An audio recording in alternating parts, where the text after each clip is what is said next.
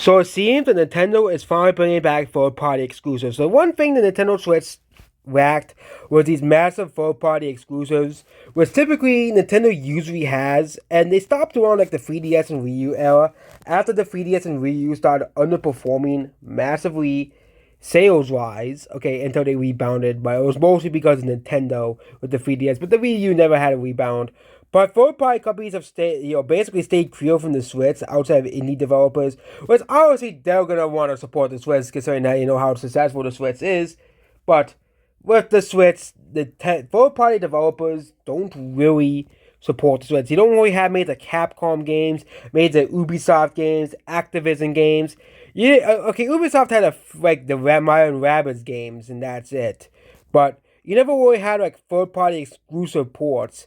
But it seems that we're getting a bunch of old games being ported to basically test the waters. Hey, will people actually buy third-party games on the Switch? And yeah, remastered for GameCube and 3DS games. But I also mentioned that some third-party games will be remastered on Switch 1 in 2025. As some sort of initiative to support Nintendo Core for prize and how we compensate for Nintendo's own Nintendo teams too busy with the Switch 2, including games like Splinter Cell Breakfast, Rayman Free Driver 1 Plus 2, some more games by Ubisoft, and a game by Mando and NK, and a bunch of Wii games ported from the Wii. And of course, the rest of the Switch games according to the Brazil Rika. Yeah, this is all from the Brazil Rika, one of the most infamous Rikas of all time.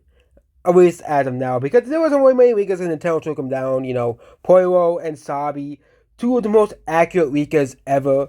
Nintendo eventually went after both of them, and you know what happens to both of them. But the other games that for Last of Switch 1 games, including Metroid Prime 4, Resident CA, and Fire Emblem 4 Remake. These are the last of the Switch 1 games for getting two titles over for the Switch 2. Which, you know, Metroid Prime 4 is a long-awaited game, and I wouldn't be surprised if Metroid Prime 4 is like Breath of the Wild, where they put it on both Switch 1 and Switch 2, but also getting that Donkey Kong game, also getting Mario and Luigi Butterstep also still coming, and also getting a new Fire Emblem game, and Pokemon Legends ZA. Probably one of the, and of course Metroid Prime 4 as like the last free Nintendo games, basically, coming. And those are the last free Nintendo games, you know. And they're making so that Switch 1 owners who don't immediately upgrade to Switch 2 to have some new things to play while Nintendo's focus on Switch 2. Doesn't mean the system is further out than most people expect. Which, again, Nintendo did this with the 3DS as well. Well, for a couple years, the 3DS had support, so people can have new games if they didn't want to switch to the Switch right away. Heck, PlayStation and Xbox did the same thing too. They made games for a while for people who didn't switch to the newer consoles. But it seems at this point, most newer games are going to be on the newer consoles. I think they're finally realizing, hey, we can't just put games on PS4 and Xbox One because people are not going to upgrade to the new consoles if we keep putting them on the last gen consoles. Like, I really think it was a massive mistake to make Halo Infinite only playable, to not make Halo Infinite only playable on Xbox Series X and S, and of course PC, and PC players, Considering the fact that it'll be an easy way to get console players to upgrade to a new console. Same thing with PlayStation God of War Ragnarok.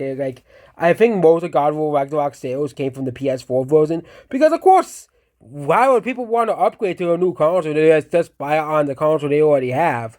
Besides the specs people. Same thing with Spider-Man Miles Morales as well. So that's about this video here. Goodbye.